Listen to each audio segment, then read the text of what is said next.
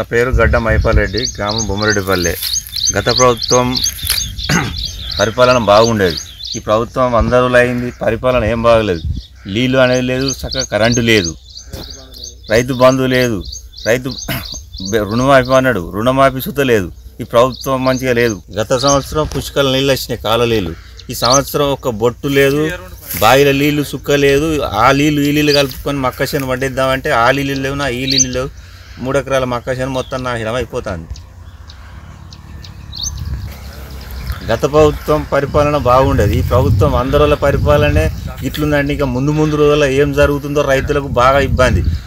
గత ప్రభుత్వం 24 గంటల కరెంట్ అన్నది కరెంట్ ఇచ్చింది. ఈ ప్రభుత్వం 24 గంటల కరెంట్ అనేది కనీసం గంట ఉంటుంది, గంట పోతుంది, ఓసారి అర్ధ గంట ఇస్తాడు, మళ్ళీ సింగిల్ ఫేస్ అవుతుంది.